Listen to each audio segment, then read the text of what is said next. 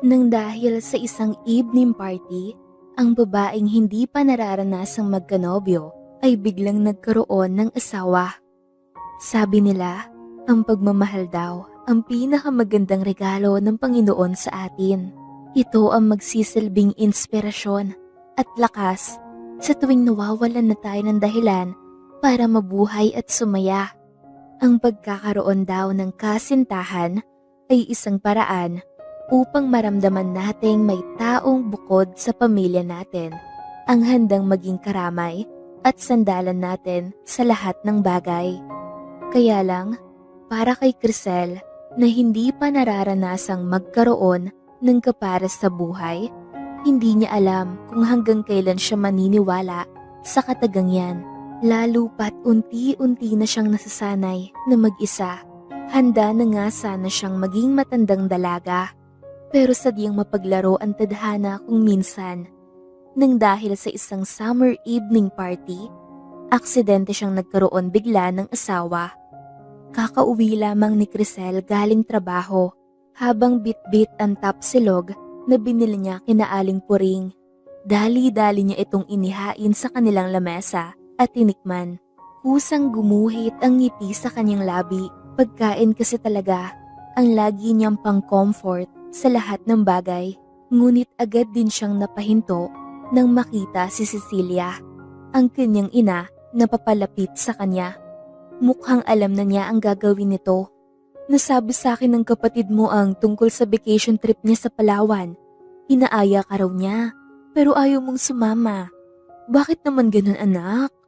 Malay mo, doon mo na rin matagpuan ang iyong mapapangsawa. Saglit na huminga ng malalim si Crisel bago niya hinarap ang kanyang ina. Ma, ilang beses ko bang sasabihin na hindi ako papasok sa relasyon dahil lang sa mga pressure nyo na kesyo wala na ako sa kalendaryo kaya kailangan ko na mag-asawa. Crisel anak, hindi naman yun pressure. Nagsasabi lamang kami ng totoo. Matanda na kami ng papa mo, habang ang mga kapatid mo naman ay nag-uumpisa na rin bumuo ng sarili nilang pamilya. Masama bang naisin namin na magkaroon ka ng lalaking mag-aalaga sa iyo habang buhay? Lalo na kapag wala na kami. Saglit na nawalan ng imek si Crisel. May punto naman kasi ang sinabi ng kanyang ina. 4 kasi silang magkakapatid at tanging siya na lamang ang wala pang nobyo o asawa. Samantalang siya pa ang panganay sa kanila. Napailing-iling si Crisel bago naglakad palayo para sana tumungo sa sarili niyang silid nang muling magsalita si Cecilia. At saan ka naman pupunta? Nag-uusap pa tayo. Saka hindi mo ba uubusin tong pagkain mo? Mukhang kaunti pa lang ang nababawas mo. Magpapahinga na lang po muna ako. Saka na lamang tayo mag-usap ulit kapag hindi niyo na ako pinipilit sa bagay na yan, ma. Sagot ni Crisel sa kanyang ina bago muling naglakad at walang ganang nahiga sa kanyang kama. Makalipas ang ilang minuto ay bigla namang sumulpot ang bunsong kapatid niya na si Mela. Alanganin siya nitong nginitian at halatang may gustong sabihin sa kanya. Kung ipipilit mo rin na samahan kita sa Palawan para maghanap ng lalaking aasawahin ko, huwag mo nang ituloy pa, babala ni Crisel sa kanyang kapatid. Napanguso naman si Mela sa naging bungad niya. Ate naman, gusto talaga kitang isama, pero hindi para pilitin ka makipag-date. Dahan-dahan itong lumapit sa kanya at malambing na hinawakan ang kamay niya. I just want you to have fun. Simula na magkatrabaho ka, kinalimutan mo na ang sarili mo para sa amin, na hindi mo na nga binibili ang mga luho mo noon. Marahan pa siya nitong hinagkan. Hihintayin ko ang sagot mo hanggang mamayang gabi. Sana talaga sumama ka na, ate. Matapos yun sabihin ni Mela, ay agad din itong lumabas ng kwarto, kaya naman naiwan si Crisel na tulala. Magdamag siyang hindi mapakali sa kanyang kama habang iniisip ang kanyang kapatid. Si Mela kasi ang bunso at pinakamalambing niyang kapatid, kaya aminado siyang mahirap sa kanya ang tumanggi sa mga hinihiling nito. Umaga na nang tuluyan niyang mapagpasyahan na sumama na lang. Kasalukuyan na nag-uusap si Mela at ang kanyang ina nang bigla silang mapatingin sa gawin ni Crisel. Mukhang sasama ka na, ate, ah. tukoy ni Mela sa dala niyang traveling bag. Tumango si Crisel bago sumagot. Baby pa rin kita kahit 25 years old ka na, kaya dapat lang nasamahan kita magbiyahe. Malayo-layo rin ang Palawan. Mabuti naman at sasama ka na. Huwag mong kalimutan maghanap ng lalaking. Bago pa matuloy ni Cecilia ang kanyang sasabihin, ay pinutol na siya ni Mela. Ma, ako na pong bahala kay ate. Aalis na kami at baka mahuli pa kami sa flight namin. Dali-dali nitong hinigit si Crisel paalis sa kanilang bahay. Halos 2 oras din ang iginugol nila sa biyahe bago sila tuluyang nakarating sa hotel na nakalaan para sa kanila. Nasa kabila ang kwarto mo ate, pero pwede mo akong puntahan dito anytime. Napakunot noo si Crisel sa tinura ng kapatid niya. Bakit kailangan na magkahiwalay pa tayo ng kwarto? Nagkibit balikat si Mela. Libre lang naman to ng boss ko ate. Ako yung napili sa raffle for free vacation trip. Kaya hayaan mo na, i-enjoy na lang natin tong opportunity na ibinigay nila para makapag-relax tayo. Saka, mayaman kasi talaga ang boss ko. Baka nga, barya lang sa kanya ang nagastos dito sa 2 room. Wala nang nagawa pa si Crisel kung hindi ang iwan si Mela para tumungo sa sarili niyang silid. Habang naglalakad ay hindi niya maiwasang ilibot ang kanyang paningin. Kapansin-pansin ang mga kumikinang at mukhang mamahalin na palamuti ng hotel. Marami rin ang mga taong narito na halatang mga mayayaman. Kung sabagay, summer na nga pala ngayon kaya hindi na nakakapagtaka na maraming turista ang dumadayo sa ganitong klase ng lugar. Nakalitaw na ang buwan at mga bituin nang tuluyan siyang matapos sa pag-aayos ng kanyang mga gamit. Masigla rin siyang dinalaw ni Mela sa kwarto at pinipilit na lumabas. Halika na kasi ate, baka mahuli pa tayo sa party. Napakamot sa batok si Crisel. Mela, wala akong alam sa mga ganyan. Kaya nga subukan mo, diba? Halika na. Promise, mag-i-enjoy ka roon. Madaming mga free drinks, food at pinaka sa lahat. Marami kang pwedeng makilala na pwede mong maging tumaas ang kilay ni Crisel dahilan para mapatigil saglit si Mela sa pagsasalita. Marami kang pwedeng maging kaibigan. Napabuntong hininga na lamang si Crisel at wala na nagawa kung hindi ang magpatianod sa kanyang kapatid. Sumalubong sa kanila ang mga nakakasilaw na neon light, nakakabingin tugtugan at mga tao na kasalukuyan nagkakasiyahan. Sige na, gawin mo na ang gusto mong gawin. Pagtataboy ni Crisel kay Mela bago naupo sa counter na punong-puno ng mga inuming alak. Agad naman siyang sinunod ni Mela kaya naiwan siyang tahimik na nakamasid sa paligid. Nang biglang magsalita ang lalaking mukhang bartender dahil sa suot nitong uniforme. What kind of liquor ma'am? Tanong nito sa kanya at hindi siya agad nakaimik. Bakit nga ba rito pa ako pumesto? Sa pinagkukuhanan ng mga inumin? Bulong niya sa kanyang sarili. Kahit ano basta hindi mapakla. Alanganin niyang tugon sa bartender, ngunit parehas silang napatingin sa lalaking umupo sa tabi niya.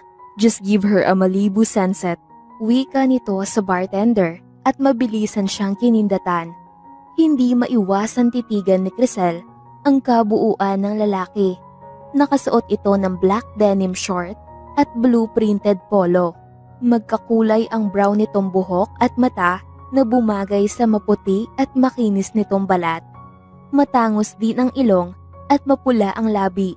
Bonus pa ang katawan nitong maihahalin tulad sa mga lalaking modelo. Ngayon lamang siya nagwapuhan ng sobra sa isang lalaki. Napapitlag siya at nabalik sa realidad nang biglang bumaling sa kanya ang lalaki. First time mong uminom? Nagpalinga-linga si Crisel sa paligid hanggang sa napagtanto niyang 2 lamang sila ng lalaki ang magkatabi sa linya ng inuupuan nila. Ako ba? Paglilinaw niya. Tumango sa kanya ang lalaki. Ikaw lang naman ang ginusto kong kausapin dito. Napayuko si Crisel nang makitang napapangiti sa kanilang dalawa ang bartender habang ginagawa ang in-order na inumin ng lalaki para sa kanya. Oo, Hindi naman kasi talaga ako sanay sa mga party na tulad nito. Ngumisi ang lalaki na para bang nasiyahan sa naging tugon ni Crisel. Hindi rin naman magandang ideya kung palagi mong ibabalandra ang gandang meron ka. Baka pag-agawan ka ng lahat. Halos wala namang naintindihan si Crisel sa sinabi ng lalaki sa kanya, kaya pinili na lamang niyang inumin ang alak na katatapos lamang ibigay ng bartender. So, what's your name? Tanong ng estrangherong lalaki.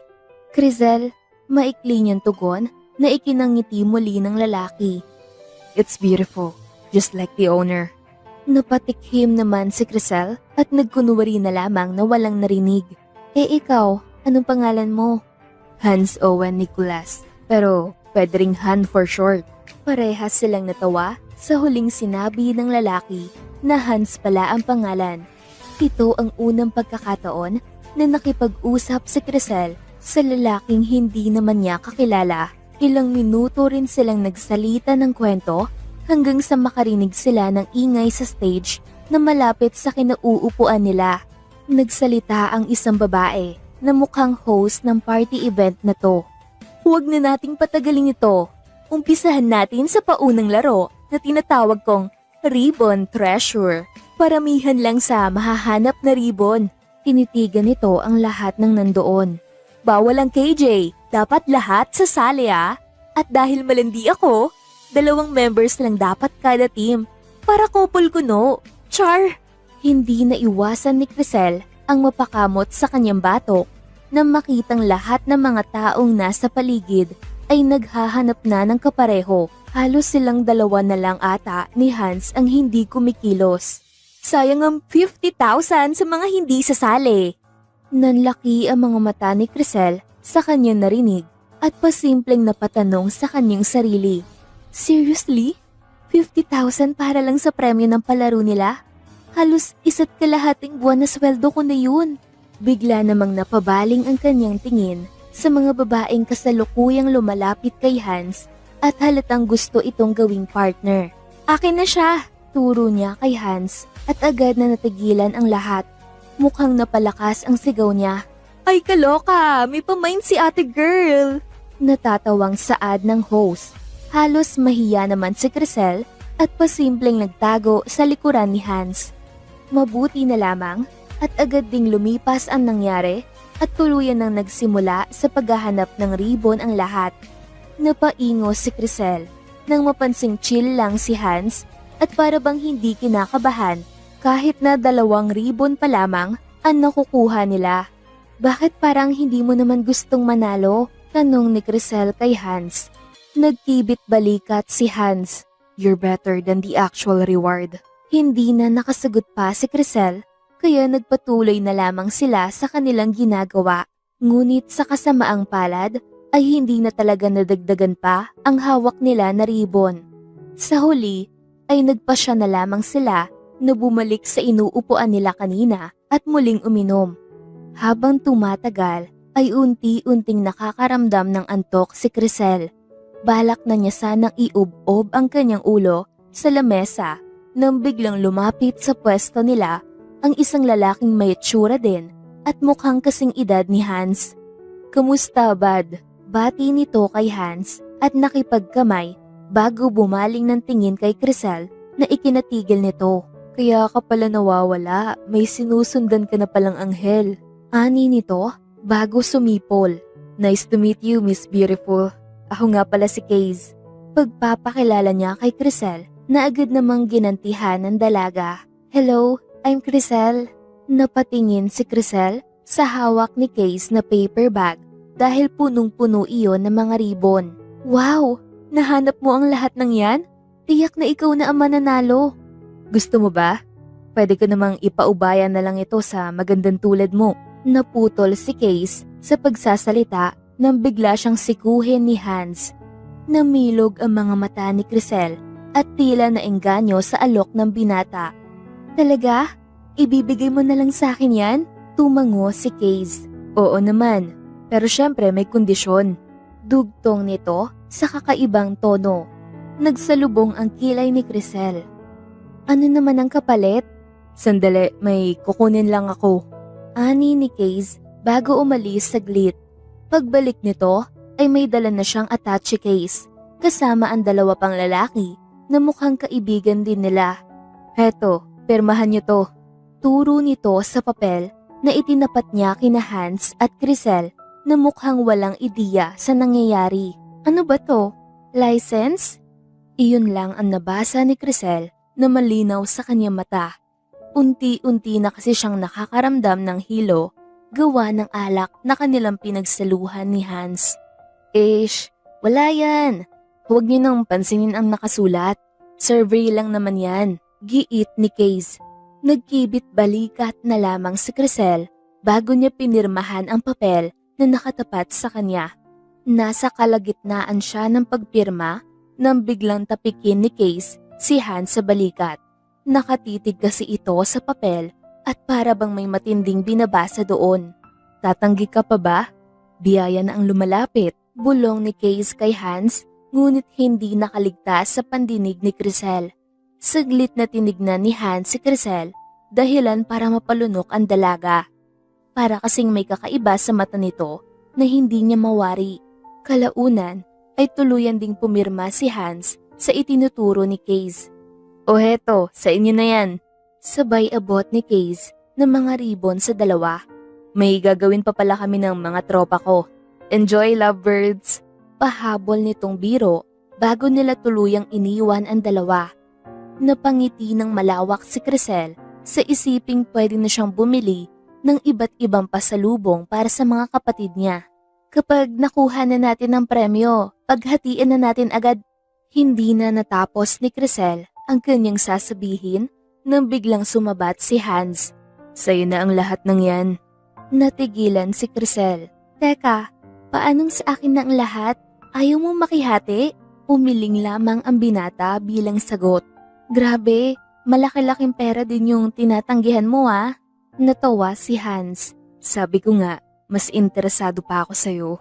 Makailang ulit silang sumayaw, nagkwentuhan at nag-inuman hanggang sa tuluyan na nandilim ang paningin ni Crisel. Ang huli niyang natatandaan ay ang marahan na pagbuhat sa kanya ni Hans gamit ang dalawa nitong bisig. Pakiramdam niya ay lumulutang siya ng mga oras na iyon, ni hindi niya na rin namalayan pa kung saan siya nito dinadala. Nagising na lamang si Crisel sa nakakasilaw na liwanag na tumatama sa kanyang mukha. Sinubukan niyang ilibot ang kanyang mata at bumungad sa kanya ang malaking kwarto na bago sa paningin niya. Puno ito ng mga nagkalat na gamit. Napabalikwas siya nang mapagtanto niyang hindi ito ang silid na dapat niyang tinutuluyan. Napabaling siya sa kaliwa niyang bahagi at pakiramdam niya ay nabuhusan siya ng malamig na tubig nang makita si Hans na mahimbing pang natutulog. Ilang pulgada lamang ang agwat nila at wala ring suot na pang-itaas ang binata. Aligagang umalis sa kama si Crisel habang inaayos ang suot niyang sira-sira na ang mga butones. Ano ba talaga ang nangyari? Tanong niya sa kanyang sarili habang naglalakbay pabalik sa kanyang silid. Pilit niyang inaalala ang mga nangyari kagabi ngunit sumasakit lamang ang ulo niya. Mukhang naparami ang kanyang nainom kagabi. Ate, saan ka galing? Usisa ni Mela nang makitang galing siya sa labas. Mukhang kanina pa siya nito hinihintay dito sa kwarto niya. Napakamot si Crisel sa batok. Nagpahangin lang sa labas. Tumango lamang si Mela at mukhang naniwala sa palusot ng kanyang kapatid. Kanina pa kita hinahanap. Nagugutom na kasi ako ate. Ipinulupot nito ang kanyang braso kay Crisel. Halika, kumain na tayo sa food court sa baba. Napangiwi naman si Crisel at pilit na tinatakpan ang damit niyang hindi na maisara. Magpapalit na lang muna ako ng damit. Mauna ka na. Bakit? Mukhang maayos naman yung suot mo. Bago pa siya makatapos sa pagsasalita, ay agad nang tumungo sa banyo si Crisel at sumigaw ng, "Sige na, lumakad ka na. Hahanapin na lang kita mamaya kapag nakapagbihis na ako."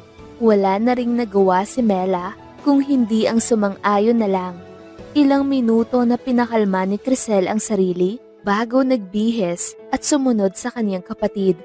Ngunit sa dami ng tao ay hindi rin sila nagkita na dalawa. Napagpasyahan na lamang niya na maupo na muna sa isang tabi nang biglang sumulpot ang lalaking pilit niyang tinakasan kanina. "Anong oras ka nagising? Bakit hindi ka man lang nagpaalam sa akin?" Tanong ni Hans sa kanya. Halatang kakagising lang nito dahil sa buhok nitong hindi pa nasusuklay. Napatitig si Crisel sa mukha nito, nagwapo pa rin kahit halatang hindi pa nag-aayos. Napailing-iling si Crisel bago tumikhim. "Hahanapin ko pa pala yung kapatid ko." Palusot nito at akmang tatayo na nang bigla siyang higitin pabalik ni Hans kaya muli siyang napaupo sa tabi nito. "Wala ka bang gustong itanong sa akin?" Unti-unting inilapit ni Hans ang kanyang mukha kay Crisel dahilan para makaramdam ng kaba ang dalaga. "Siyempre, wala." Sinubukan ni Crisel ibaling ang atensyon niya sa ibang bagay, ngunit hindi rin ito nagtagumpay, lalo na noong ipinagsiklop ni Hans ang palad nilang dalawa. "Huwag ka na magkaila, pwede mo ko tanungin ng kahit ano." Pinilit ni Crisel na itikom ang kanyang bibig, ngunit hindi niya rin natagalan. Aminado siyang gusto niyang malaman kung ano ba talaga ang mga nangyari kagabi matapos nilang mag-inuman. "Bakit tayo magkatabi sa kama?" Tanong ni Crisel na agad namang sinagot ni Hans. "Hindi ka na makagalaw ng maayos sa sobrang hilo." "May nangyari ba sa atin?" Dugtong ni Crisel sa mahinang tono.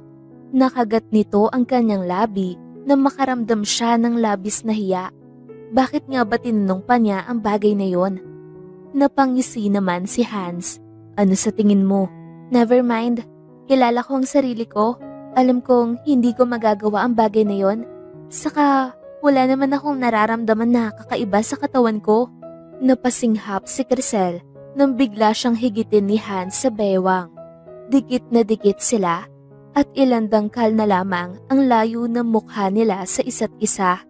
Naaamoy na rin ni Crisel ang mabango at natural na hininga ng binata. "I really enjoy it last night." Ani ni Hans habang tutok na tutok sa mata ni Crisel na para bang ayaw niya na itong pakawalan pa. Anong... Hindi na mawari ni Crisel ang gusto niyang sabihin nang mas lumapit pa si Hans sa kanya. Kusa na lamang napapikit ang kanyang mata at naghintay sa sunod na gagawin ng binata. Ngunit makalipas ang ilang saglit ay parehas silang napabaling sa babaeng sumulpot at biglang nagsalita. "Hindi na ako magtataka, Kuya Hans, kung bakit hindi na kayo nagkikita ng ate ko. Ganyan ba ang gawain ng taong ikakasal na?" Kitang-kita ni Crisel ang pagbabago sa itsura ni Hans. Napayuko ang dalaga. Kung ganon, may kasintahan na pala siya. Tanong ng dalaga sa kanyang sarili. Tumingin sa gawin ni Crisel ang babae bago ngumisi. "Ano naman ang nahuthut mo kay Kuya Hans? Tell me, magkano ang bayad para maging kabet?" Hindi agad nakasagot si Crisel. Saglit niyang inayos ang sarili niya bago ngumiti ng peke. "Huwag kang mag-alala, wala naman namamagitan sa amin ni Hans, magkaibigan lang kami." Matapos niyang sabihin iyon, ay agad ito naglakad palayo. Ngunit nakakailang hakbang pa lamang siya nang marinig niyang muli si Hans. "Crisel." Kaagad na naghalo-halo ang nararamdaman niya, lungkot at inis sa isiping may kasintahan na si Hans at ginawa lang siya nitong pampalipas oras. Pangungulila dahil aminado siyang sa kaunting oras na pagsasama nila ay labis siya naging masaya at tiyak niyang hahanap-hanapin niya yon. Minabuti niyang iwasan ng tingin ang binata dahil alam niyang masasaktan lang siya. "Kung ano man ang nangyari sa atin kagabi, Hans, kalimutan mo na lang." Iyon ang huling pagkikita ng dalawa bago tuluyang umuwi si Mela at Crisel sa kanilang bahay. Halos ilang linggo na parang wala sa sarili si Crisel. Minsan pa naiisip niya, paano kung may nangyari nga talaga sa kanila ni Hans at may mabuo? Makakaya niya kayang palakihin yung bata na mag-isa? Mayroon din pagkakataon na inaalala niya kung nasaan na si Hans o kung kamusta na ba ito sa hindi malamang dahilan. Isa lamang yung summer evening party, ngunit hindi niya maalis sa kanyang isipan. Ilang buwan pa ang lumipas at tuluyang nakumpirma ni Crisel na wala naman talagang nangyari sa kanila, kaya tuluyan niya nang ibinaon sa limot ang lahat. Naku Ma'am Crisel, mabuti naman at nandyan ka na. Kanina pa may tumatawag sa cellphone niyo eh. Wika ni Jen na isa sa mga ka-office mate nito. Ngumiti si Crisel sa kanya. Ano ka ba? Sinabi ko na sa'yong tigilan mo na ang pagtawag sa akin ng ma'am. Iyon naman talaga ang dapat. Ikaw ang manager namin dito sa shop kaya dapat lang na galangin ka namin. Napailing na lamang si Crisel at hindi na kumontra pa. Mabilis niyang kinuha ang cellphone niya bago sinagot ang tumatawag dito. Finally, akala ko wala ka ng balak sagutin eh. Bungad sa kanya ng lalaking pamilyar ang boses. Si Case to. Natigilan bigla si Crisel. Hindi siya pwede magkamali. Alam niyang ito yung kaibigan ni Hans na nakilala niya rin sa party noon. Anong kailangan mo? Nothing, Miss Beautiful. Ipapaalam ko lang sa'yo na padating na yung 2 copy mo. Isa sa bahay niyo at isa dyan sa office mo. Kumunot ang noo ni Crisel na halatang naguguluhan. Copy ng ano? Napahalakhak si Case. Alamin mo na lang mamaya. Matapos nitong sabihin yon, ay agad na nitong binaba ang tawag. Napairap na lamang sa hangin si Crisel bago pinagpatuloy ang trabaho. Nang biglang sumulpot si Jen. Ma'am Crisel, may delivery ka. Sabay abot nito sa isang envelope. Kahit naguguluhan, ay kusa na lamang niya tinanggap ito bago sinuri ang laman. Date of marriage. Napatigil siya sa pagbasa ng nakasulat nang mapagtanto niyang marriage certificate ang kanyang hawak. Nagpalinga-linga siya sa paligid bago marahas na sinabunutan ang kanyang sariling buhok. Oh my God, ano to? Gulat na saad ni Crisel habang paulit-ulit na binabasa ang buong pangalan nila ni Hans na nakarehistro na bilang mag-asawa. Natataranta niyang tinawagan ulit si Case at agad naman siyang sinagot nito. Anong ibig sabihin nito? Ano to?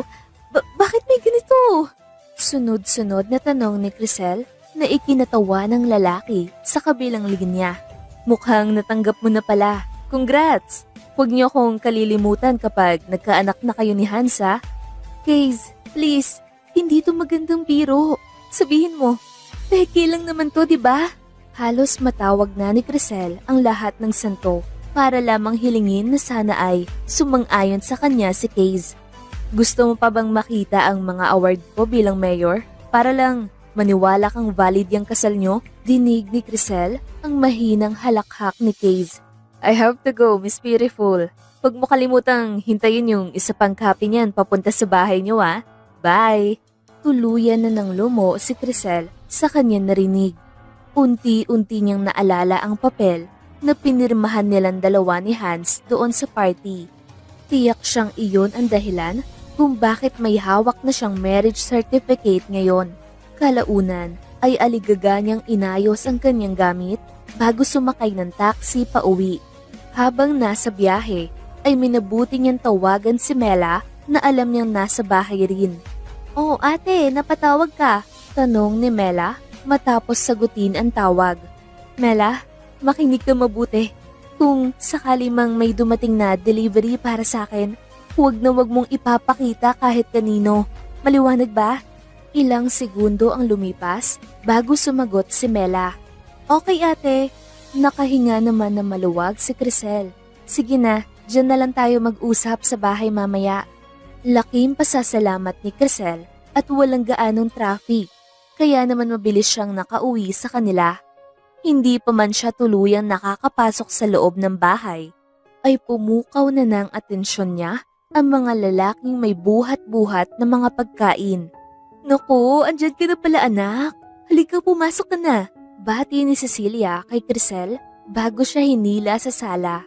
Bakit ang daming pagkain? Sinong may birthday? Kunot noong tanong ni Crisel. Humagik-gik ang kanyang ina at pabiro siyang hinampas. Kunwari ka pa? Manang-mana ka talaga sa tatay mo na mahilig sa sorpresa? Bago pa makasagot si Crisel, ay inunahan na siya ni Mela na hawak-hawak ang isang envelope. Bago ka pa tumawag, natanggap at nakita na ni Mama itong marriage certificate nyo. Congratulations ate! Grabe, akala ko hindi ka na makakapag-asawa eh. Biglang nanigas si Crisel sa kanyang kinatatayuan. Paano ko naman ipapaliwanag sa kanila ang nangyari? Tanong pa nito sa kanyang sarili. Mela, wala naman kasi talagang katotohanan yan. Giit niya na ikinatawa lang ng kanyang pamilya. Alam ko ang peke sa hindi, kaya pwede ba? Huwag mo na kami lokohin pa. Kumain na lamang tayo. Kailangan natin mag-celebrate. Sabi ni Cecilia bago bumaling kay Mela. Natawagan mo na ba ang Kuya Hans mo? Dapat, presko pa ang mga pagkain kapag dumating siya. Teka, ano? Bakit niyo pinapapunta si Hans dito? Sigaw ni Crisel, pero parang walang narinig ang dalawa. Crisel anak, kung ayaw mo pang kumain, ang mabuti pa, ayusin mo na lang yung kwarto na tutuluyan ni Hans. Nakakaya naman kung madumi ang tutuluyan niya. Bilin ni Aling Cecilia. Ma, ano ba? Dalian mo na. Suway ni Cecilia kay Crisel at saka siya pinagtulakan sa kwartong pinapaayos nito. Napasapo na lamang sa noo si Crisel. Bakit ba kung kailan nakakalimutan niya na ang lahat? Saka naman nagkakagulo ulit. Sa sobrang pag-iisip ay hindi niya namalayang nakatulog na pala siya. Naalipungatan na lamang siya sa lagaslas ng tubig galing sa banyo na nasa loob din ng guest room. Papikit-pikit siyang tumayo. Mela, pwede bang paihi muna? Saad niya, ngunit walang sumagot. Kaya naman dumiretso na siya sa loob ng banyo. Hindi naman nabago sa kanila ang ganito. Bakit ba dito ka na naman naligo? What the? Nanlaki ang mata ni Crisel nang makita si Hans na nakatapis lamang ng tuwalya sa ibabang bahagi ng katawan nito. Basang-basa pa ang buhok nito. Dahilan para umagos ang ilang tubig sa iba pang parte ng katawan nito. Enjoying the view, wife? Nakangising saad ni Hans. Agad naman tumalikod si Crisel bago lumabas ng banyo. Ramdam niyang nakasunod ang binata. Bakit ka ba nandito? Dahil kasal na tayo. Hindi na iwasan ni Crisel na muling lingunin ang binata para titigan ito na masama. Alam ko na damay ka lang din sa kalokohan ng kaibigan mong isa palang mayor. Kaya pwede ba? Tulungan mo na lang ako. Napatingin siya sa matipunong dibdib ni Hans. Nahubarin, na ipawalang bisa ang kasal natin. Muntik nang mabatukan ni Crisel ang sarili. Kung ano-ano na kasi ang lumalabas sa kanyang bibig. Bakit hindi na lang natin panindigan ng lahat? Tanong ni Hans sa seryosong tono. Ayoko, pagkontra naman ni Crisel. Bakit naman? Pangungulit ni Hans habang nagsosuot ng robe. Bago pa muling makapagsalita si Crisel, ay biglang bumukas ang pintuan ng kwarto at inilawanon si Cecilia na ngiting-ngiti sa kanila. Halos kapusin naman ng hininga si Crisel nang bigla siyang hapitin sa bewang ni Hans. Ano sa tingin mo ginagawa mo? Mariin niyang bulong sa binata na ngayon ay titig na titig sa kanya. Nakakatuwa naman kayo tignan. O siya, hindi ko na kayo iistorbohin pa. Sumunod na lang kayo sa baba. Nakahanda na ang mga pagkain. Sambit ni Cecilia bago dali-daling lumabas ng kwarto na para bang may balak gawin ang dalawa na ayaw niyang maudlot. Mariing napapikit si Crisel bago hinarap si Hans. Sa ayaw at sa gusto mo ay sasabihin natin sa kanila na aksidente lang ang lahat ng ito at maghihiwalay din tayo. Hindi na niya hinintay pang makasagot si Hans at dali-dali na siyang bumaba. Bumungad sa kanya ang nakakatakam na amoy ng mga pagkain na nakahanda sa lamesa. Kaya naman hindi niya napigilan ang sarili na tikman ang ilan sa mga ito. Aray! Daing niya nang bigla siyang kurutin ni Cecilia. Ikaw talaga, kumakain ka na agad dyan. Hindi mo man lang hinintay muna na makababa si Hans. Mahiya ka nga. Buliyaw pa ni Cecilia sa kanya. Kalaunan ay napunta ang atensyon ng lahat kay Hans na kasalukuyang nasa dulo ng ibabang bahagi ng hagdan. Nakasuot ito ng simpleng brown cargo short at mint green polo shirt. Simple lamang, ngunit bumagay pa rin sa makisig na mukha ng lalaki at sa matikas nitong pangangatawan. Pilit na ibinaling ni Crisel ang kanyang paningin sa ibang direksyon nang maramdaman niyang kusang umawang ang kanyang bibig. Ang gwapo talaga ni Sir Hans, no ate? Mapanuksong tanong ni Mela, ngunit hindi nagawang sagutin ni Crisel. I told you not to call me Sir, Mela. Bakit hindi na lang bayaw? Sabat ni Hans bago tumabi ng upo kay Crisel. Napuno ng tuksuhan ang paligid habang si Crisel naman ay pasimpleng siniko si Hans sa braso. Ang dami-daming pwedeng upuan. Bakit dito ka pa pumesto? Matabang na saad ni Crisel habang sumasandok ng kanin. Nasaan pa ba ang bakante? Sagot naman ni Hans habang itinuturo ang iba pang upuan na kasalukuyang inuuko pa ng buong pamilya ni Crisel. Napasapo si Crisel sa kanyang noo. Ma, Mela, ano ba yan? Bakit doble-doble yung inuupuan nyo? Naku, bumibigat na kasi ako anak. Kaya dinodoble ko na ang ibang mga upuan natin. Masuyong nilagyan ng ulam ni Cecilia ang pinggan ni na Hans at Crisel. Ang mabuti pa kumain na tayo. Masarap tong mga ulam na to. Magsisisi kayo kapag hindi nyo natikman. Napuno ng kwentuhan at tawanan ang hapagkainan. Pakiramdam tuloy ni Crisel ay siya pa ang nagmistulang bisita. Dahil mas naging malapit pa si Hans sa kanyang pamilya. Halatang gustong-gusto ng lahat ang binata. Hindi rin naman kasi maikakaila na magaling talagang makisama si Hans. Kaya naman maski ang tahimik na ama ni Crisel ay himalang nag-aya na makipag-inuman kay Hans. Makalipas ang ilang sandali ay napagpasyahan naman ni Crisel na saluhan ang mga kapatid niyang nasa closet room na kasalukuyan naghihiraman ng mga damit. Kayo talaga? Ang lalaki niyo na pero ganyan pa rin ang gawain niyo? Sabay-sabay na napatingin sa gawin ni Crisel ang kanyang tatlong kapatid. Pagbigyan mo na kami ate. Ngayon na nga lang kami nakabisita ritong tatlo ni na Erica at Papa Jim. Saad ni Althea na pangalawa sa kanilang magkakapatid. Napailing na lamang si Crisel. May punto nga naman kasi ang sinabi nito. Simula kasi na magkaroon ng asawa, si Erica at Althea, ay kaagad na bumukod ang mga ito. Habang ang kanilang ama naman ay madalas na magstay in sa trabaho nito. Kaya bihira na lamang mangyari na makumpleto at magkasama-sama silang buong pamilya. Ate, wala ba kaming konting gift ni Althea? Ang tagal na naming hindi nagpapasko rito. Baka naman may luma kaming regalo na galing sa'yo. Biro ni Erica na ikinatawa ni Crisel. Ito kasi ang pangatlo nilang kapatid na madalas manghingi ng kung ano-ano noon. Ginulo ni Crisel ang buhok ni Erica. Kayo pa ba makakalimutan ko?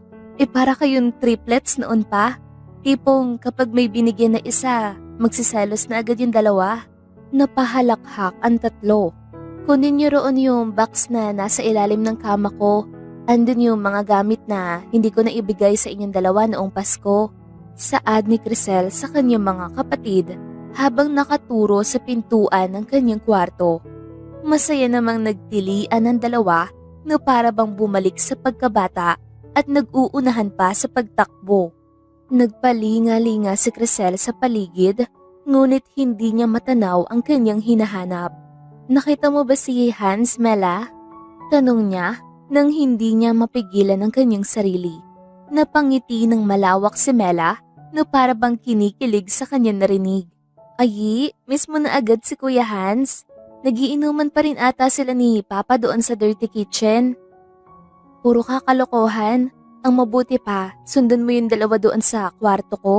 At baka kung ano-ano na ang hinahalungkat doon. May binili rin akong perfume doon na nasa drawer ko. Kumuha na kayo ng tigi-isa roon. Sagot ni Crisel bago pilit na pinagtulakan palayo si Mela. Kaagad na hinanap ni Crisel si Hans dahil gusto niya itong makausap ng masinsinan. Sakto naman na naabutan niya ito na papunta sa kanyang direksyon. Halos mabigla si Crisel nang makita ang kanyang ama nalasing na at pilit na inaalalayang patayo ni Hans. Alam mo kasi, yung anak kong si Crisel, sobrang bait niyan, kaya dapat ipangako mo sa akin na hindi mo siya sasaktan. Seryosong wika ni Jim habang dinuduro pa si Hans. Parang hinaplos ang puso ni Crisel sa kanyang narinig. Hindi niya lubos akalain na protective pa rin sa kanila ang kanyang ama kahit malalaki na silang magkakapatid. Nang mahimasmasan ay dali-dali niyang tinulungan si Hans na pahigain ang kanyang ama sa kanilang sala. Pagkatapos ay hinigit naman niya ang binata sa isang tabi kung saan walang gaanong makakarinig sa kanila. Seryoso ko, Hans. Kailangan malaman ng pamilya ko ang totoo. Naudlot sa pagsasalita si Crisel nang biglang sumabat si Hans. Hindi ba't parang huli na? Sana ipinaliwanag mo agad sa kanila ang lahat. Unti-unti na kami nagkakasundo. Para nang pamilya na rin ang pakikitungo nila sa akin. Bakas ang lungkot sa boses ng binata. Napasapo si Crisel sa kanyang noo. Sinubukan ko, pero akala nila nagbibiro ako. Kaya nga dapat gumawa tayo ng paraan para mapawalang bisa agad ang marriage certificate na hawak natin. Saglit na itinuro ni Hans ang mga kapatid ni Crisel na biglang sumulpot habang nagkukwentuhan tungkol sa kung gaano sila kasaya na may asawa na ang kanilang ate. Paano naman sila?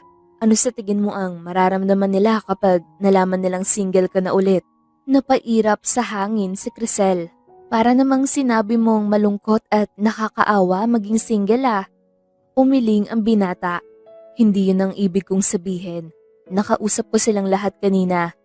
Kaya raw nila gusto magkaroon ka na ng asawa ay dahil gusto nilang makasigurado na may mag-aalaga sa'yo hanggang pagtanda. Pagak na natawa si Crisel. May retirement home naman no? Pinihit ni Hans patalikod si Crisel. Sa kanya isinandal ang dalaga sa kanyang matipunong dibdib. Nakulong si Crisel sa dalawang braso ni Hans na pumalibot sa kanya. Para silang naglalambingan na magkasintahan kung titignan. Iba pa rin yung may masasandalan ka. Yung may taong pwede mong maging karamay sa lahat ng bagay at mamahalin ka hanggang dulo. Malambing na bulong ni Hans sa kaliwang tenga ng dalaga. Saglit na nawala sa ulirat si Crisel bago siya pilit na humarap kay Hans at sa kanya ito tinulak palayo. The last time I checked, may fiancé ka, Hans. Kaya pwede ba? Huwag mo ko landiin. Ayoko may sumulpot na naman na babae na mag-aakusa sa akin ng kung ano-ano. Matagal na kaming hiwalay ng ex-fiancé kong si Cassie. Hindi lang namin masabi sa kapatid niyang si Liza na mayroong severe depression. Nang mapansin ng pamilya nila na naging malapit sa akin si Liza, natakot sila na baka lumala ang lagay nito kapag nalaman nitong hiwalay na kami ng ate niya. Paliwanag ni Hans. Sa hindi malaman dahilan ay nakaramdam ng kaunting saya ang puso ni Crisel. Kahit pa hindi siya sigurado kung totoo ba ang sinasabi ng binata. Hindi naman ako maitatali ni Case sa'yo kung may sabit ako. Kahit naman tarantado yun, alam mo nang pwede sa hindi dapat. Biro pa ni Hans. Napabuntong hininga si Crisel. Kung tutuusin, may punto ang karamihan sa sinabi ni Hans. Fine, hindi natin sasabihin sa pamilya ko ang totoong nangyari. Pero gagawa pa rin tayo ng paraan para mapawalang bisa ang muli na namang naputol sa ere ang sasabihin niya. I'm a busy person. Hindi ako makakapunta sa trial process, lalo na ngayon na may new project kami. Hindi maiwasan ni Crisel na mairita. Hello, may trabaho rin ako. Marami rin akong kailangan na gawin. Exactly. Kaya nga bakit pa natin pahihirapan ang sarili natin sa mahabang proseso na kailangan natin pagdaanan. Nawala ng imik ang dalaga. How about this? Marahang hinawakan ni Hans ang isang kamay ni Crisel. Let's have a trial marriage for 3 months. Subukan lang natin paninigan ito habang mas kinikilala natin ang isa't isa. Natatarantang binawi ni Crisel ang kanyang kamay nang maramdaman niya ang tila kuryente na dumaloy doon. Baliw ka ba? Bakit naman ako papayag dyan? Sa pangalawang pagkakataon ay hinawakan ni Hans ang dalawang kamay ni Crisel na para bang ayaw na niyang lumayo pa ang dalaga. Bigyan mo lang ako ng pagkakataon na maging asawa mo kahit sa loob lang ng 3 buwan. Kapag wala talagang nagbago, ako na mismo ang lalayo at mag-aasikaso ng annulment papers sa mas mabilis na paraan. Gagamitin ko ang lahat ng koneksyon na meron ako. Napalunok si Crisel sa sinabi nito, lalo na mapagawi siya sa mga kapatid niyang nakatitig na pala sa kanila at parang kilig na kilig. Nabalik ang atensyon niya kay Hans nang pisilin ng binata ang palad niya. So, deal or deal? Baka mainip yung 3 audience natin. Pang-aasar pa ng binata. Wow, ang dami kong option ah. Sarkastikong tugon ni Crisel nang biglang may nabuong idea sa kanyang isipan. Deal, pero umalis ka na rito bukas. Napakunot noon na lang si Hans na ikinatawa ng dalaga. Wala ka namang sinabi na kailangan natin mag-live-in at may tirahan ka naman siguro. Kaya dito ako sa bahay namin at doon ka naman sa inyo. Ikaw na ang bahala kung paano mag-work yang off-land trial marriage mo. Deal? Ang binata naman ang natigilan. Sa huli ay wala siyang nagawa kung hindi ang sumang-ayon sa dalaga. Fine, wifey. Ang corny, matulog ka na nga. Akmang maglalakad na palayo si Crisel nang muling magsalita si Hans. Sabi ni tita, yung guest room daw ay dating kwarto ng mga kapatid mo. Pumaywang ang dalaga. O tapos, share mo lang na nakakwentuhan mo si mama? Ngumisi ng nakakaloko si Hans. Baka lang gustong matulog ng mga kapatid mo roon. Pwede naman akong tumabi sa'yo. No thanks. Sanay tumabi sa akin yung mga kapatid ko. So, mag-enjoy ka sa guest room na mag-isa. Pagkatapos sabihin yon ni Crisel, ay agad siyang tumungo papasok sa kanyang kwarto. Kinabukasan ay tinanghali na ng gising si Crisel. Magdamag kasi siyang kinulit ng kanyang mga kapatid. Bukas na lang kita sasamahan mamalengke ma. 2 oras na lang po kasi ang meron ako bago pumasok sa trabaho. Sabi ni Crisel na makasalubong niya ang kanyang ina. Nako, hindi na. Sinamahan ako ni Hans sa palengke kaninang madaling araw. Gamit ang sasakyan niya. Naparami nga ang pinamili ko. Sana lang, hindi lumansa ang amoy ng sasakyan niya. Mukha pa namang bago. Sagot ni Cecilia. Bago pa muling makapagsalita si Crisel, ay bigla na lamang sumulpot ang 3 niyang kapatid at muli na naman siyang inasar. Ang bait naman pala ng asawa mo ate. Huwag mo nang pakawalan yan ha. Nakangising saad ni Mela. Napailing na lamang si Crisel at agad na sinundan ng kanilang ina na patungo na ngayon sa komedor. Pero bigla siya natigilan nang makita si Hans na kasalukuyang nag-aayos ng hapagkainan. Nagsandok ka na rin pala. Salamat Hans ha. Mula sa pamamalengke, pagluluto at pag-aayos ay tinulungan mo ko. Nakangiting wika ni Cecilia. Ma, bakit ba kasi hindi mo ko ginising? Sabat ni Crisel. Nakaramdam siya ng hiya dahil baka isipin pa ni Hans na tamad siya. Natutulog pa kayong magkakapatid? Mukhang pagod ka rin. Mabuti nga at nagpresenta ang asawa mo na tulungan ako sa lahat ng gagawin ko. Paliwanag ni Cecilia. Hindi na nakaimik pa si Crisel at nang magising na rin si Jim ay sabay-sabay na silang kumain. Hindi mo naman kailangang gawin yan, suway ni Crisel kay Hans nang tumabi ito sa kanya at pagsandukan siya ng makakain. Anong oras kita ihahatid sa trabaho mo? Tanong ng lalaki na tila walang narinig. Bago pa makapagsalita si Crisel ay naunahan na siya ni Erica. Kuya Hans, pasabay kami ni Althea dun sa terminal ah. Lagpas lang naman yun ng kaunti sa workplace ni ate. Pinanlakihan ng mata ni Crisel ang kanyang mga kapatid. Siya ang nakakaramdam ng hiya sa mga ginagawa ng mga ito. Salamat talaga Hans. Aabalahin ka pa pala nitong mga anak ko. Wala po yun tita.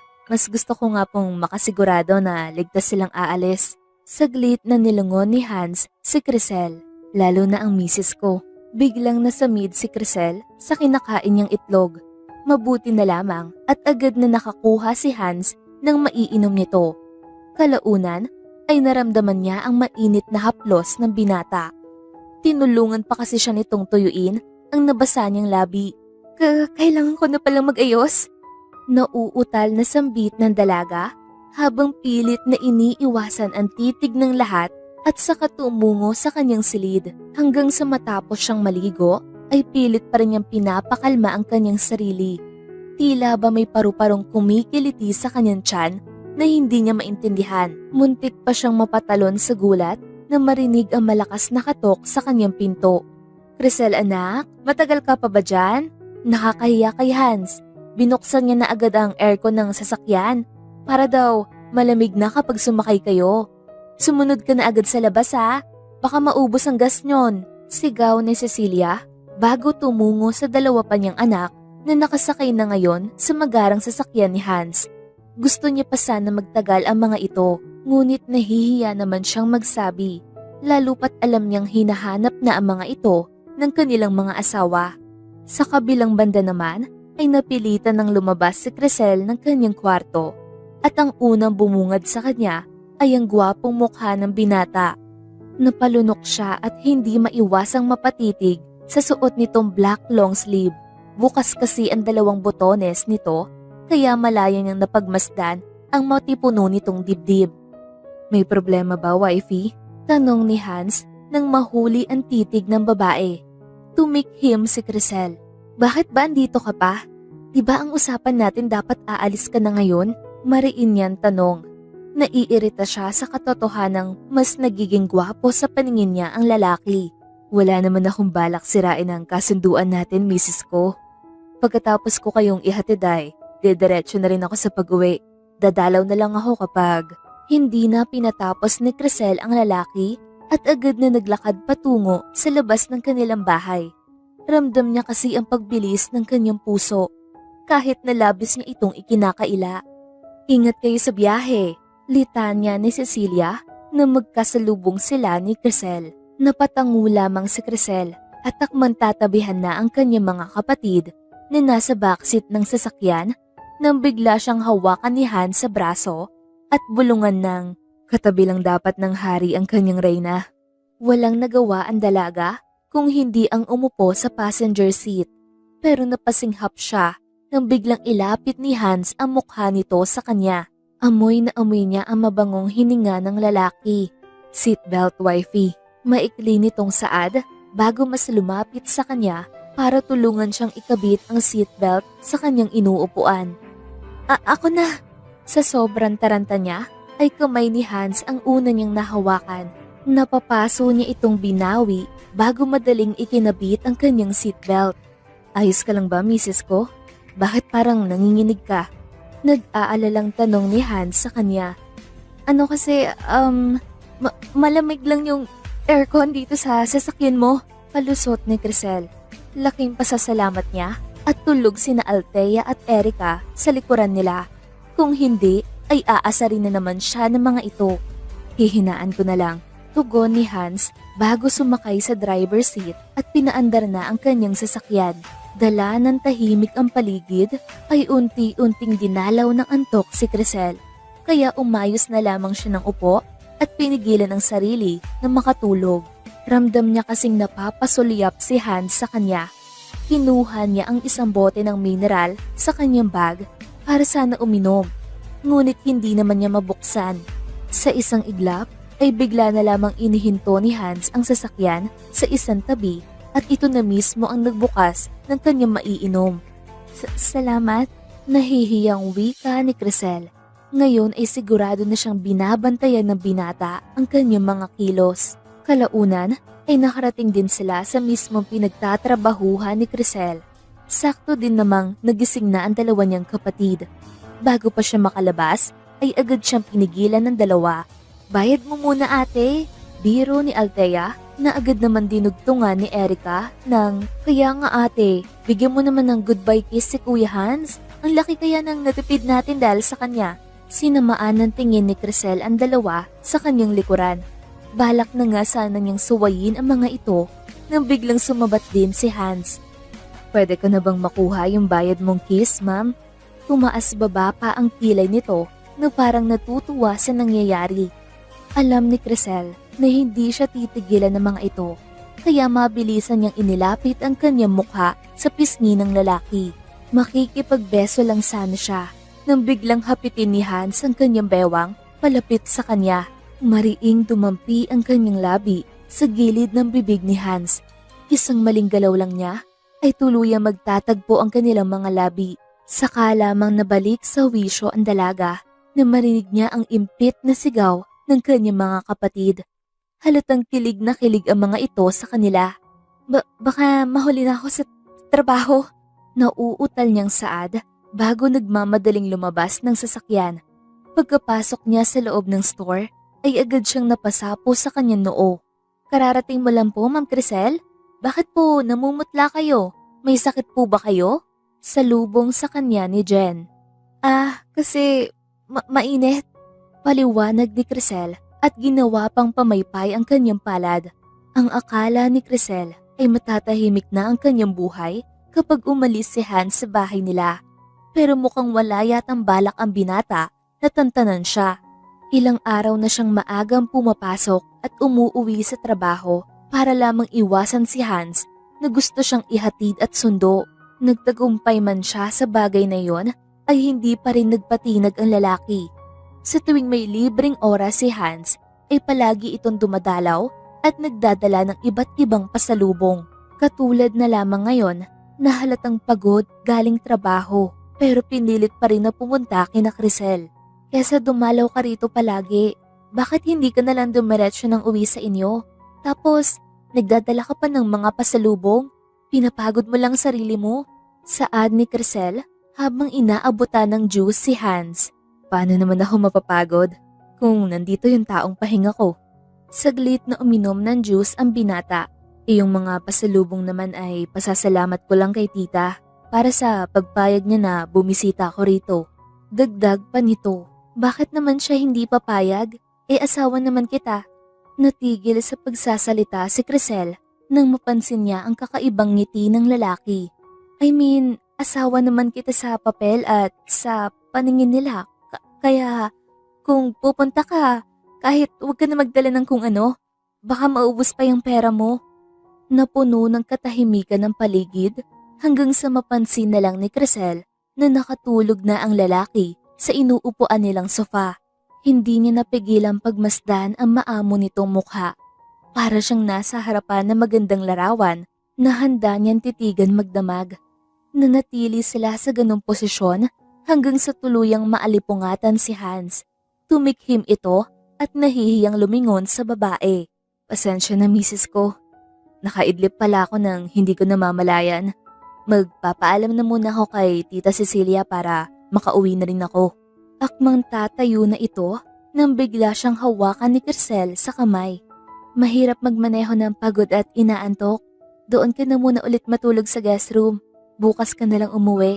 Tila nagliwanag ang mukha ni Hans sa sinabi ng dalaga. Talaga? Ayos lang sa'yo? Salamat wifey.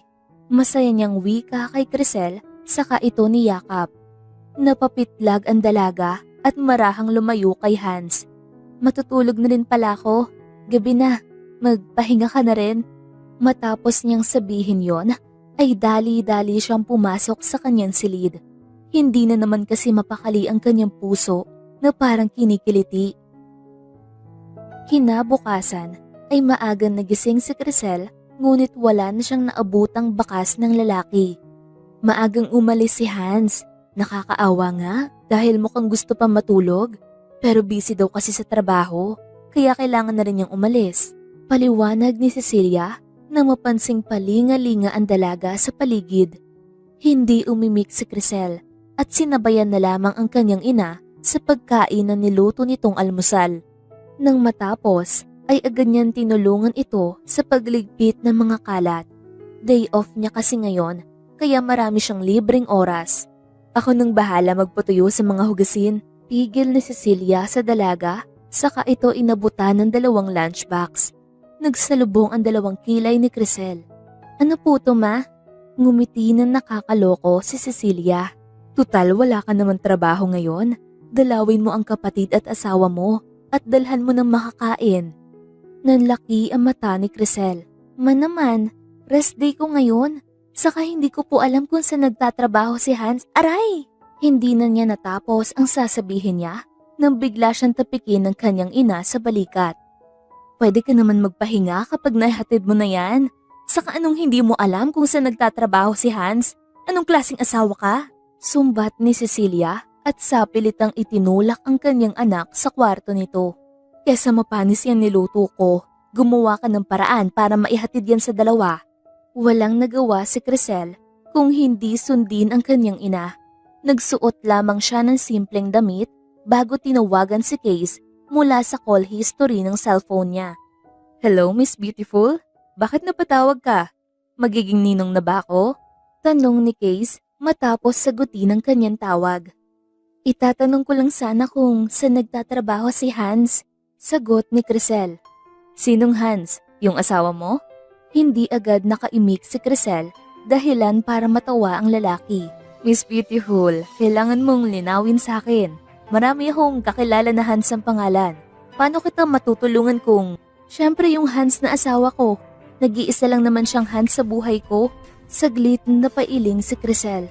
Ang ibig kong sabihin, siya lang naman yung may pangalan na Hans. Naputol siya sa pagsasalita nang biglang sumabat si Case. Noted, Miss Beautiful. Abangan mo na lang sa text yung ibibigay kong address. Saka, wag kang mag-alala. Makakarating kay Hans yung sinabi mo na nag-iisa lang siya sa buhay mo. Bye! Balak pa sana ni Crisel na bulyawan ang lalaki dahil mukhang pinagtitripan na naman siya nito. Ngunit naputol na ang tawag. Naiiling siyang humanap ng taxi na masasakyan. Uunahin na niyang puntahan si Mela. Mukha kasing malayo ang address na ipinadala ni Case. Laking pasasalamat niya nang walang gaanong traffic, kaya nakarating siya agad sa pinagtatrabahuhan ni Mela. Hindi niya naiwasang mapatingala sa mataas na building na nasa harapan niya. Ito ang unang pagkakataon na nakapunta siya rito. Kaya ngayon lang din niya naunawaan ang kanyang kapatid kung bakit labis itong nagpakahirap para makapasok sa sinasabi nitong kumpanya. Totoo pala talaga na gwapo yung CEO, no? Oo nga. Kaso masyado raw itong gumon sa trabaho, ayaw raw nito na may nasasayang na oras, tapos istrikto pa daw madalas. Dinig ni Crisel sa dalawang babae na nag-uusap at galing sa loob ng building na tinitingnan niya. Hula niya ay mga bago itong aplikante na gustong mamasukan sa HN Company. Natigil lamang siya sa pakikinig nang tumunog ang kanyang cellphone. Ate, hindi ko pa tapos yung ginagawa ko. Baka naman pwedeng umakyat ka na lang sa 18th floor at salubungin na lang kita. Basa ni Crisel sa text ni Mela na agad naman niyang sinunod. Pagkabukas pa lang ng elevator ay naabutan niya ang kanyang kapatid na nakangiti. Tara sa table ko ate. Pasensya ka na kung pinakyat pa kita ha. Nakakaya naman kasi kay boss kung hindi ko pa rin matapos tong ginagawa ko. Sambit ni Mela. Saka hinila si Crisel sa dulong cubicle. Inilibot ni Crisel ang kanyang paningin at napansin niyang lahat ng naroon ay seryosong nakapokus sa kanilang trabaho. Sunod namang nahagip ng mata niya ay ang malaking pintuan na nasa tapat nila. May nakasulat doon na CEO's office at mukhang iilan lang ang pwedeng pumasok dahil may mga nakabantay na security guard. Sino ba yung boss mo? At mukhang hindi marunong magbigay ng break time sa mga empleyado niya. Tingnan mo, 12:00 na ng tanghali, pero busy pa rin kayong lahat? Tanong ni Crisel nang masilip ang kanyang orasan sa kamay. Tumawa lamang si Mela hanggang sa bumukas bigla ang pintuan ng office ng CEO at iniluwanon si Hans na may kausap na lalaki. Umawang ang labi ni Crisel at halos hindi makapaniwala na mas magiging gwapo pala lalo ang binata kapag nakasuot ito ng business suit. Ang gwapo ng boss ko, no ate? Panunokso ni Mela at siniko pa ang kanyang ate sa tagiliran. Sino ba ang boss mo dyan? Wala sa sariling tanong ni Crisel. Eh di syempre yung pinakagwapo sa paningin mo. Natatawang sagot ni Mela. Hindi ko lubos akalain na yung nire-respeto at hinahangaan kong boss ay magiging bayaw ko pala. Ilang segundo ang lumipas bago tuluyang napagtanto ni Crisel ang sinasabi ng kanyang kapatid. Si Hans ang boss mo? Nanlalaki ang mata niyang tanong. Para namang hindi mo alam ate, kumunot ang noo ni Mela nang makita ang pag-iling ng kanyang ate. Hindi pa ba namin nasabi sa'yo? Muli na namang umiling si Crisel at akmang aalis na nang biglang magtama ang paningin nila ni Hans. Wifey, wika ni Hans na tila nagulat sa kanyang presensya. Ramdam ni Crisel na natigilan ang lahat at napatingin sa gawin nila. Sino ba naman ang hindi? Gayong bigla na lang nagbitaw ng endearment ang boss nila na kilala bilang istrikto. Pilit na ngumiti si Crisel. Yes, I'm Miss Wifey. Palusot niya na ikinatawa ng kanyang kapatid kaya saglit niya itong sinamaan ng tingin. Pwede ba kitang makausap sa office ko, Miss Wifey? Tanong ni Hans na halatang nagpipigil ng tawa. Sino nga ba naman kasi ang taong may pangalan na Wifey? Oo naman sir. Naudlot ang sasabihin ng dalaga nang bigla siyang unahan ni Hans. Call me Sir Hubby. Saglit na napalunok si Crisel. Ramdam niya ang pamumula ng kanyang pisngi. Palabiro ka talaga sir. Aniya at pagak na natawa. Tara na po sa office mo. Siya na mismo ang humila sa lalaki papasok sa office nito. Bumungad sa dalaga ang malawak na silid na mayroong meeting area, sofa set at malaking lamesa kung saan naroon ang pangalan ni Hans bilang CEO ng H&N Company. Akmang mag-uusap na ang dalawa nang biglang tumawag si Case sa cellphone ni Hans. Hey bud, huwag mong kalimutang dumalaw sa kondo mo ah. Iyon kasi ang binigay kong address nung nagtanong si Miss Beautiful kung nasa ng kumpanya mo. Sambit ni Case mula sa kabilang linya. Minabuti kasing buksan ni Hans ang loudspeaker dahil ayaw niya may itinatagong kahit ano kay Crisel. Mariing napapikit ang dalaga. Muntik na naman pala siyang maloko ni Case.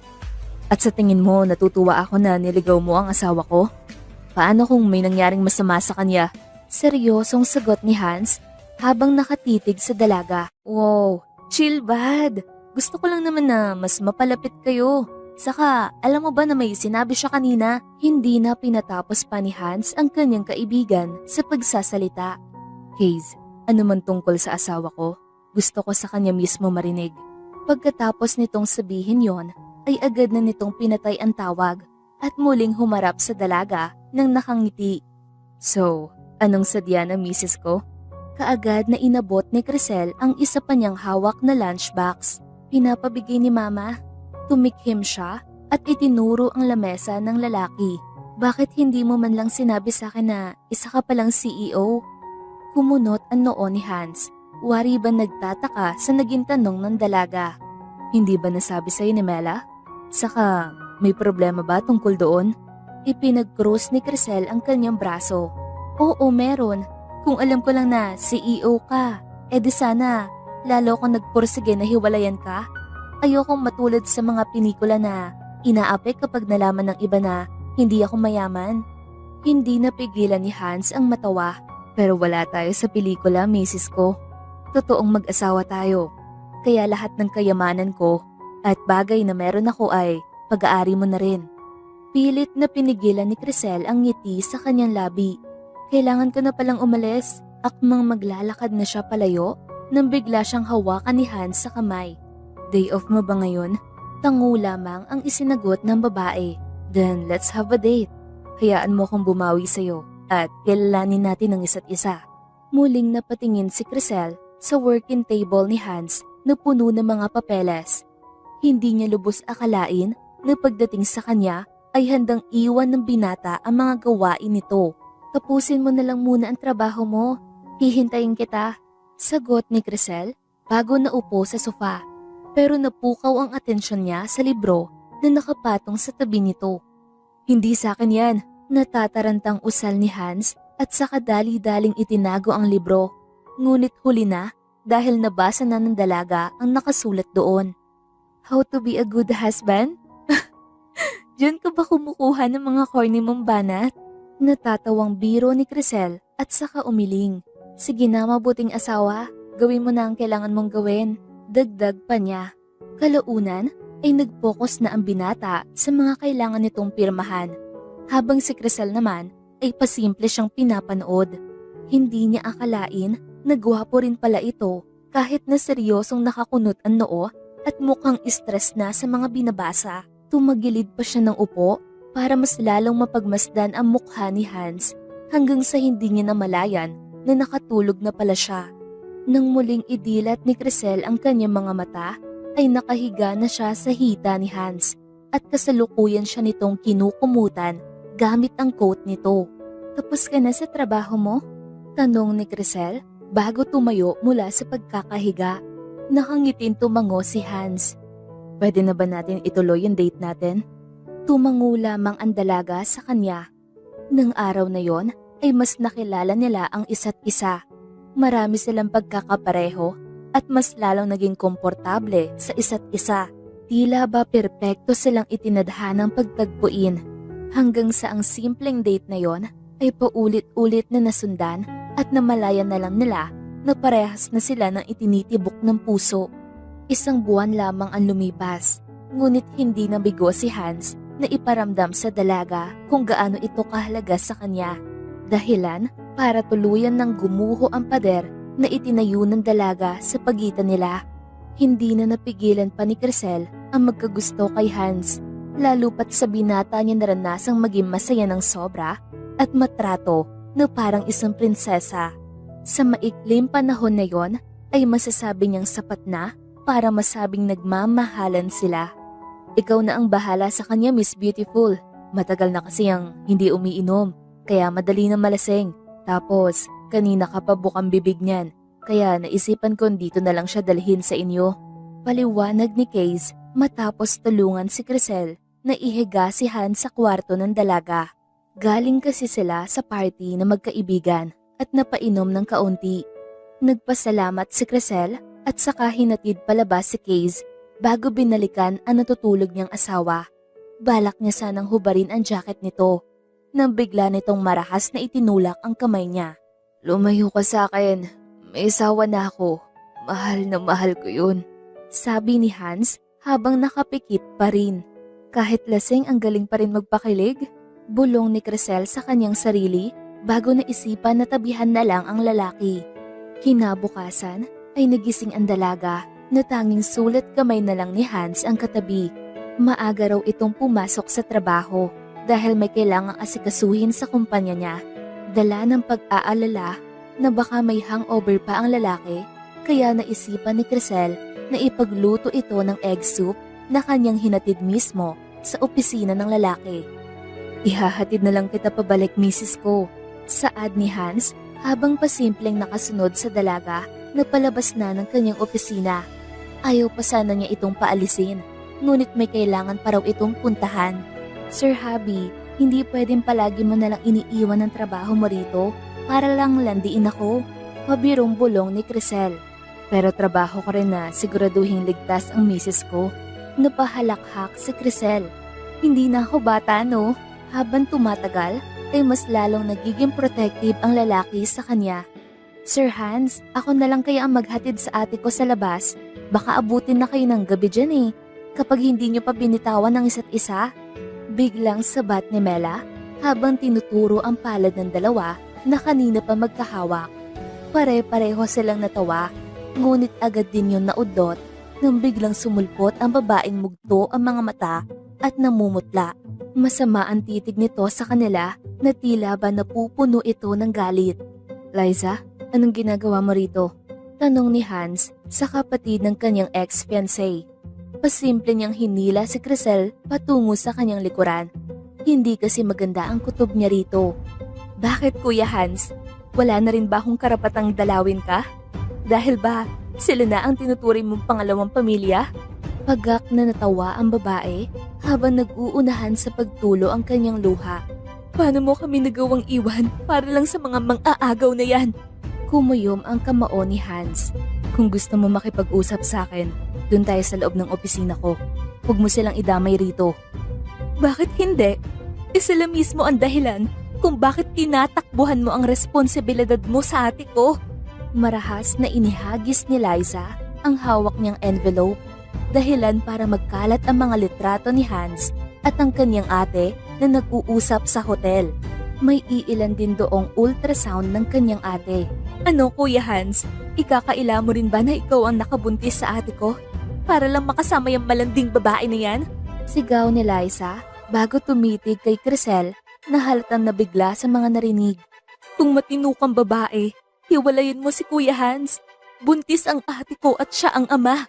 Hayaan mo silang maging ganap na magulang sa magiging pamangkin ko. Nag-igting ang panga ni Hans. Tumigil ka na Liza. Alam mong walang katotohanan yung sinasabi mo. Nag-usap lang kami ng ate mo noong nakaraang buwan. Huwag mong sirain ang pagsasama namin ni Crisel. Natigil sa pagsasalita si Hans nang maramdaman niyang pilit na bumitaw at lumayo si Crisel sa kanya. Napuno ng kaba ang kanyang dibdib. Wifey, please, hayaan mo ko magpaliwanag. Hindi totoo ang binibintang niya. Tanging iling lamang ang naisagot ni Crisel bago tumakbo habang sapo ang kanyang ninikip na dibdib. Narinig pa niya ang tawag sa kanya ni Hans at ng kapatid niya. Pero mas pinili niyang umalis sa lugar na yon. Lalo pat alam niyang nasa kanya ang paningin ng lahat. Hindi niya lubos akalain na magiging ganito ang akala niyang perpektong relasyon nila ni Hans. Saka lamang siya napahinto nang makabanggaan niya si Case na kalalabas lamang ng sasakyan. Miss Beautiful, ano nangyari? Sino ba ang tinatakbuhan mo? Case, please, ilayo mo ko rito. Balak pa sanang biruin ni Case ang babae, ngunit nakita niya ang luha nito na marahas nitong pinupunasan.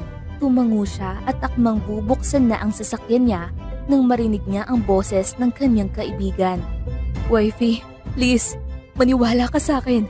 Mag-usap tayo. Hindi ko kakayanin na magkalabuan tayo. Nauutal na wika ni Hans habang sinasabunutan ng kanyang sariling buhok. Alam niya sa sarili niyang mababaliw siya kapag lumayo ang loob ng babaeng mahal niya sa kanya. Tama na Hans, sagot ni Crisel habang pinipigilan ang sarili na maiyak. Gusto niya sanang pakinggan ang sasabihin nito, pero mas nananaig sa kanya ang takot at kaduwagan na malaman ang totoo.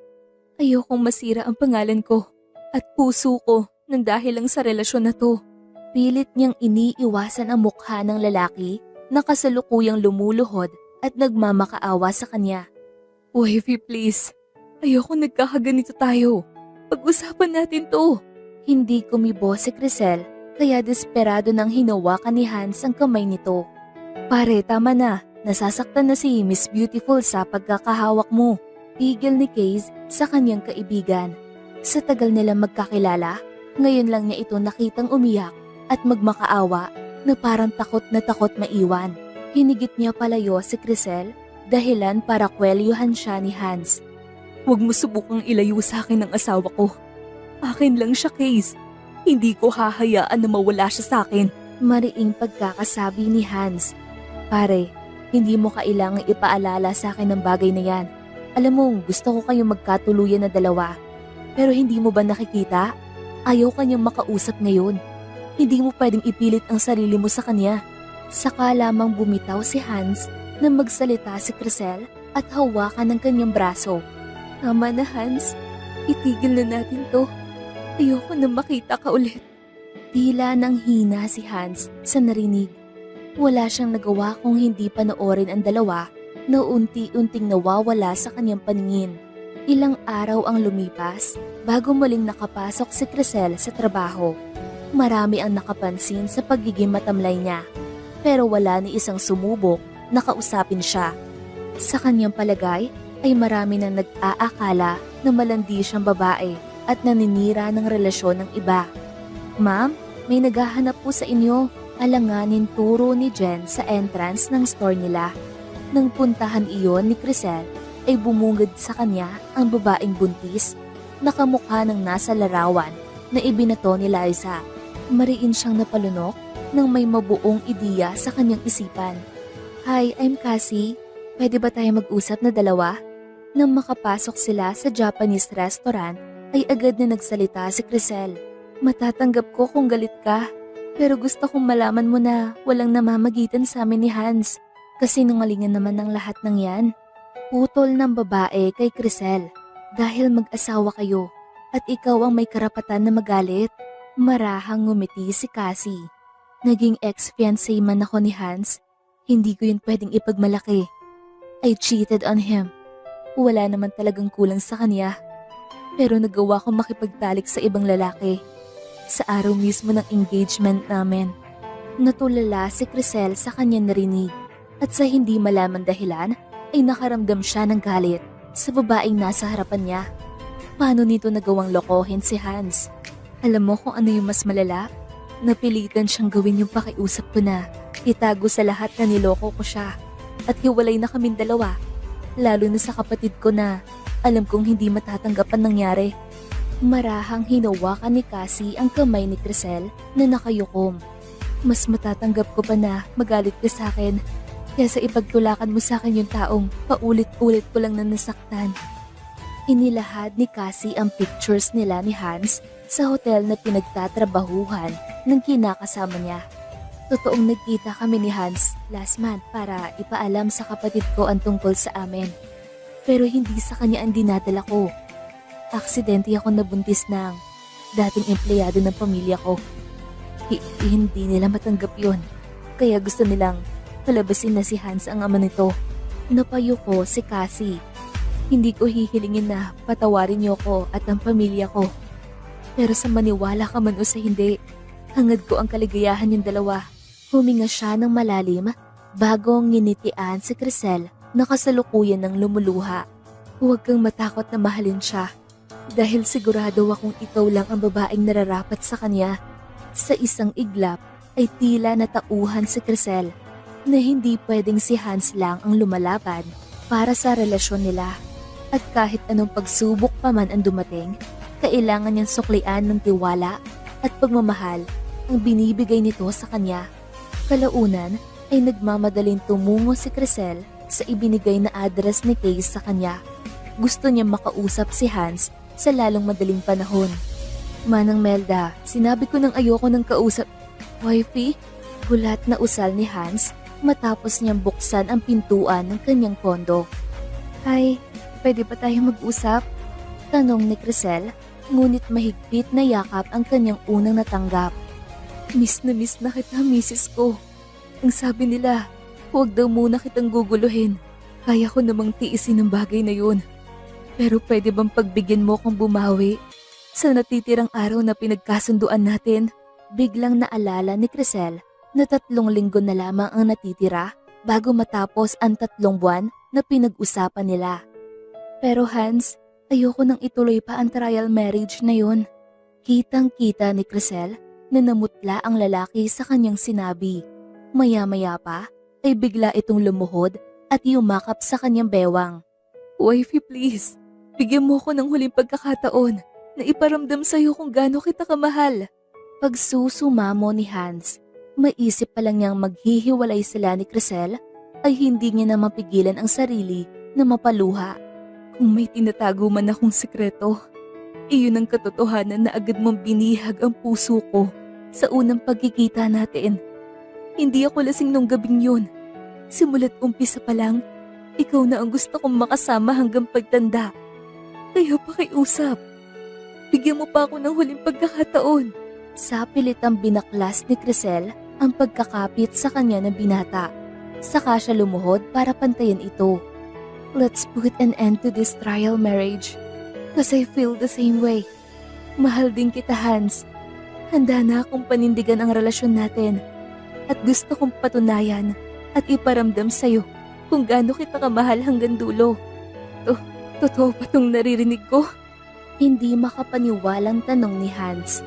Mas pinili ni Crisel na sagutin ito ng isang matamis na halik. Sa pagkakataong iyon ay nangako siyang hindi niya na basta bibitawan pa si Hans sa kahit anong pagsubok ang dumating sa kanila. Natigilan silang dalawa nang biglang bumukas ang pintuan at pumasok ang isang babae at lalaki na mukhang mag-asawa at nasa mid-50s. Anak, sana sinabi mo na lang na balak niyo nang gumawa ng apo, kaya ayaw mo pang ipakilala sa amin ang asawa mo. E di sana hindi kami nakaistorbo ngayon. Wika ng babaeng titig na titig sa kanya. Natatawang inakbayan ni Hans si Crisel. Ma'am, Dad, I want you to meet my beautiful wife, Crisel. Nakagat ni Crisel ang kanyang labi sa sobrang kahihiyan. Hindi niya akalain na sa ganitong sitwasyon niya pa makikilala ang magulang ni Hans. Nice to meet you po. Bago pa niya matuloy ang kanyang sasabihin, ay niyakap na siya na mag-asawa. Welcome to the family, Iha. Bati ng daddy ni Hans na agad naman dinugtungan ng asawa nito. Masaya kaming makilala ka, Crisel. Call me Mommy Deborah, okay? Sabihin mo lang sa amin kapag pinaiyak ka nitong anak namin. Napuno ng tawanan ang paligid. Kung may natutunan man si Crisel sa nangyari, iyon ay ang hindi hinahanap at hindi agad nangyayari ang tunay na pag-ibig. Kusa itong darating at lalago sa tamang panahon. At sa oras na nangyari yon, dapat handa tayong magtiwala, magpakatatag at lumaban sa bawat pagsubok na kaakibat nito. Dahil ang tunay na pag-ibig ay hindi rin palaging perpekto.